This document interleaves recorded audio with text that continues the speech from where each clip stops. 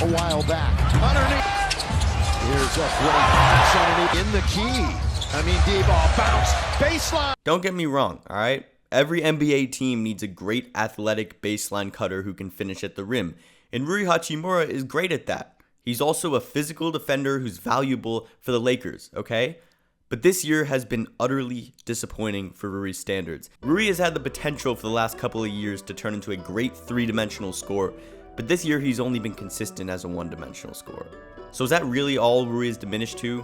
An athletic cutter? Now in a second here we're going to look over some film so you can see what I'm actually talking about, but first I need you to hear these stats. He scored less than double-digit points in 43% of the games he's played this year. He's averaging 6 more minutes per game this year, but over a point less, and 6% less from the field. He scored over 20 only 2 times out of 28 games, and in 13 out of the last 15 games, Rui is shooting only 26% from 3.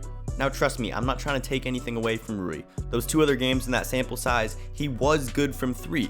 I'm only trying to show that he's been very up and down, and numbers can make situations seem better or worse than they actually are based on inconsistencies. When I say Rui has been disappointing, I really mean from the eye test. The biggest problem and limiting factor to his game is the fact that he has no wiggle. On this play, Rui gets the ball going downhill at the top of the key, and he sees out of position help on his dominant side. So like anyone would, he drives. The problem is, he relies too much on his strength and doesn't shift his defender at all, resulting in a tough contested layup. His lack of shiftiness and ball handling bites him in the butt a lot when help comes, like on this play. When De'Aaron stunts, Rui panics and loses the ball. We see that again on this play. Tobias Harris helps, Rui notices, but he's unable to execute a simple pass.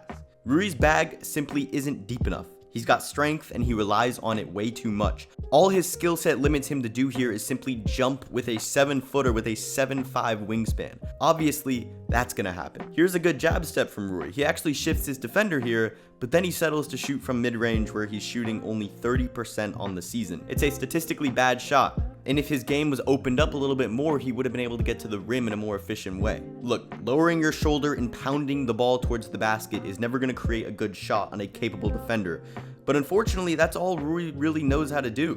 He's got that spin move too, but like I said, he's got no wiggle to his game. Here he does the same thing. He creates no space, so he settles for that terrible shot. Over and over again, he's forced to settle for contested layups because he can't create space.